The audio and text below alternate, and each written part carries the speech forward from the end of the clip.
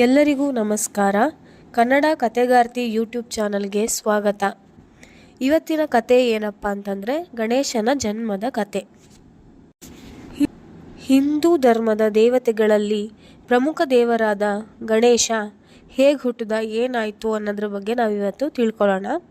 ಕೈಲಾಸದಲ್ಲಿ ಒಂದು ದಿನ ಮಾತೆ ಪಾರ್ವತಿ ನಂದಿಯನ್ನು ದ್ವಾರದಲ್ಲಿ ನಿಲ್ಲಿಸಿ ತನ್ನ ಸ್ನಾನಗೃಹಕ್ಕೆ ಹೋಗುತ್ತಾಳೆ. ನಂದಿಗೆ ಯಾರೂ ಬಾರದಂತೆ ತಡೆಯಲು ಆಜ್ಞೆ ಮಾಡಿರುತ್ತಾಳೆ. ಆದರೆ ಸ್ವಲ್ಪ ಸಮಯದ ನಂತರ ಅಲ್ಲಿಗೆ ಶಿವನ ಆಗಮನವಾಗುತ್ತದೆ. ನಂದಿ ಶಿವನನ್ನು ತಡೆಯಲು ಯತ್ನಿಸುತ್ತಾನೆ, ಆದರೆ ಅದು ಸಾಧ್ಯವಾಗದೆ ಶಿವ ಒಳಗೆ ಹೋಗುತ್ತಾನೆ. ಇದನ್ನು ಕಂಡ ಪಾರ್ವತಿ ಅಸಮಾಧಾನಗೊಳ್ಳುತ್ತಾಳೆ. ನಂದಿ ತನ್ನ ಆಜ್ಞೆಯನ್ನು ಪಾಲಿಸಿಲ್ಲವೆಂದು ಬೇಸರಗೊಳ್ಳುತ್ತಾಳೆ. ಆದರೆ ನಂದಿ ತನ್ನ ಸ್ವಾಮಿಯನ್ನು ತಡೆಯಲಾರ ಎಂದು ಯೋಚಿಸಿ ಸುಮ್ಮನಾಗುತ್ತಾಳೆ. ಹಾಗೆ ಸ್ನಾನಕ್ಕೆ ಹೋಗುವಾಗ ತನ್ನ ಮೈಯಲ್ಲಿದ್ದ ಬೆವರು ಹಾಗೂ ಮಣ್ಣಿನಿಂದ ಅವಳು ಒಂದು ಗೊಂಬೆಯನ್ನು ತಯಾರಿಸುವುದಾಗಿ ಯೋಚಿಸುತ್ತಾಳೆ.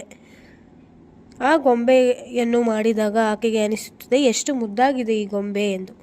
ಆಗ ಆ ಗೊಂಬೆಗೆ ಜೀವ ನೀಡಿ ತನ್ನ ಶಕ್ತಿಗಳನ್ನು ಧಾರೆ ಎರೆಯುತ್ತಾಳೆ ಹಾಗೂ ಕೈಯಲ್ಲಿ ಒಂದು ದಂಡವನ್ನು ನೀಡುತ್ತಾಳೆ.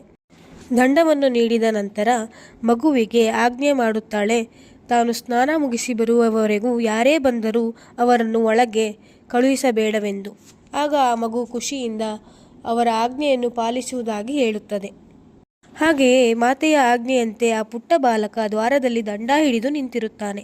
ಆಗ ಅಲ್ಲಿಗೆ ಶಿವ ಮತ್ತು ನಂದಿಗಣಗಳ ಆಗಮನವಾಗುತ್ತದೆ. ಇದನ್ನು ಕಂಡ ಬಾಲಕ ಅವರನ್ನು ತಡೆಯುತ್ತಾನೆ. ಕೋಪಗೊಂಡ ಶಿವ ತನ್ನ ಪರಿಚಯ ಮಾಡಿಕೊಳ್ಳುತ್ತಾನೆ. ತಾನೇ ಪಾರ್ವತಿಯ ಪತಿಯೆಂದು ಹೇಳುತ್ತಾನೆ. ಆದರೆ ಬಾಲಕ ಅವರ ಮಾತನ್ನು ಕೇಳದೆ ತನ್ನ ಮಾತೆಯ ಆದೇಶವನ್ನು ಪಾಲಿಸುತ್ತಾನೆ. ಇದನ್ನು ಕಂಡ ಶಿವಗಣ ಶಿವನಿಗೆ ಹೋಗಲು ಹೇಳಿ ತಾವೇ ಮಾತನಾಡುವುದಾಗಿ ಹೇಳುತ್ತಾರೆ. ಶಿವ ಹೊರಟ ಕೂಡಲೇ ನಂದಿ ಹಾಗೂ ಇತರ ಗಣಗಳು ಬಾಲಕನನ್ನು ಕೋರಿಕೊಳ್ಳುತ್ತಾರೆ. ಆದರೆ ಬಾಲಕ ತನ್ನ ಹಠವನ್ನು ಬಿಡದೆ ಕಾವಲು ಕಾಯುತ್ತಾನೆ.